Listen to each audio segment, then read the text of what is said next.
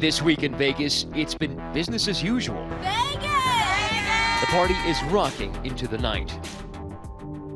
But 15 miles from the glitz of the Strip, Russell Bleck is up and awake for a different reason. I have literally 5 nightmares a night. I've counted, and I can't break the cycle. Bleck and his fiancée Brianna are 2 of the many survivors of the mass shooting at the Route 91 Harvest Festival. Bleck famously captured some of it on his cell phone. That's the AR.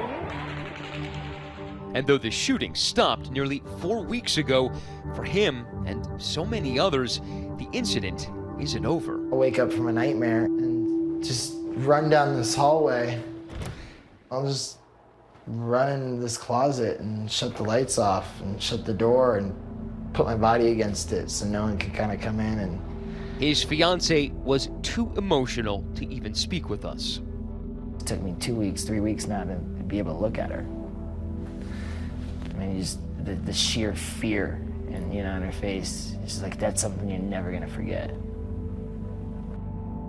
But Bleck is troubled by more than the visceral memories he has of that night.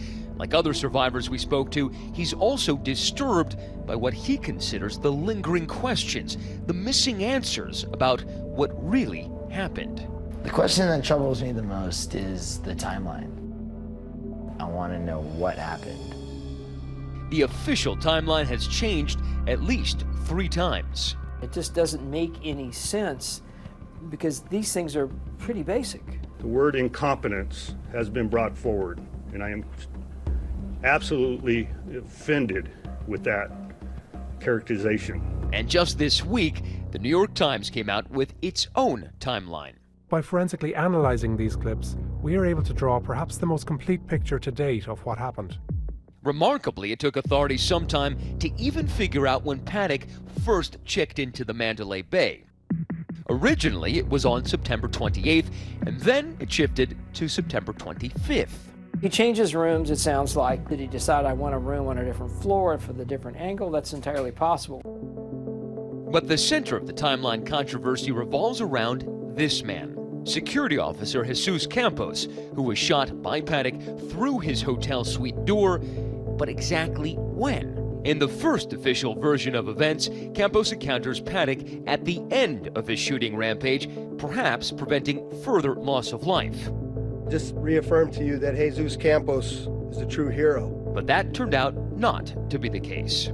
It is, I will just say, outright odd to say someone's a hero, that he basically stopped the shooting when now it appears that's really not the case. Why is that so difficult to figure out?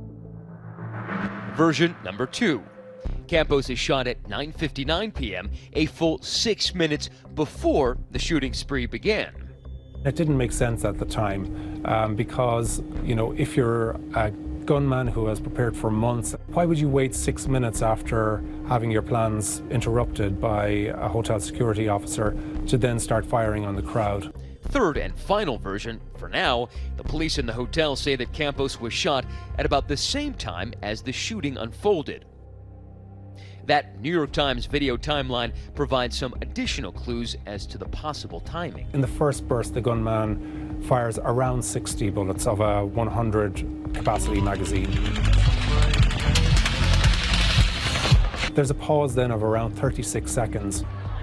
We do know that the hotel security officer is in the hallway in or around that time. Perhaps a gun jammed, or perhaps he used the remainder of that cartridge on the hotel security officer. Yet we still do not know if he was shot before or after Paddock first turned his guns on the crowd. Tonight, 2020 has what no one has heard before. The voice of Campos reporting the shots that fateful night. Hey, there's shots fired in 32-135. But MGM did not tell ABC News the time that call came through. I'm a bit baffled as to why we don't actually know this is what happened. There's also an interesting detail posed by the New York Times timeline. Paddock appears to initially fire just single shots. Listen. Some theories are that he's checking his trajectory or that he's firing on fuel stores at the nearby airport. The police response has also come under scrutiny. Authorities have said that 2 officers arrived on the 31st floor at 10:12 p.m., 1 floor below Paddock's, 3 minutes before the shooting stopped. I'm inside the Mandalay Bay on the 31st floor. I can hear the automatic fire coming from 1 floor ahead, 1 floor above us. Why are they in the 31st floor, not on the 32nd? When you have an active shooter or a threat somewhere in the hotel, you want to block that off. Seal it off. Seal it off. Don't let that threat or that person, in this case Paddock, get outside of the 32nd floor. So that might have been what they were thinking. Come to the 31st floor and come up with their plan on how they were going to come up to the 32nd floor.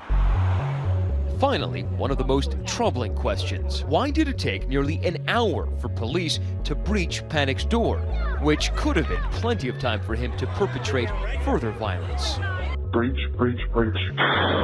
The reason that you wait is because the imminent threat has either stopped or temporarily stopped. He's not firing anymore. So at that point, they were probably assembling more resources, get the right tactical gear, get the explosive entry equipment. We still don't know why Paddock stopped firing, but for the first time, we hear what may be the shots that ended his life. We received another video that films that 12th burst of fire, but also what appeared to be 2 single rounds of fire about a minute afterwards. You know, was he taking one last shot at the door or outside, aiming at somebody and then saying, now it's my turn? Perhaps one day it'll all make sense to Russell Bleck and the other survivors. And then I can hopefully get some rest. The experience has marked him for life, and while there's plenty of sorrow, there's also strength. I mean, it's a constant reminder, you know? I'm never forgetting what happened that day.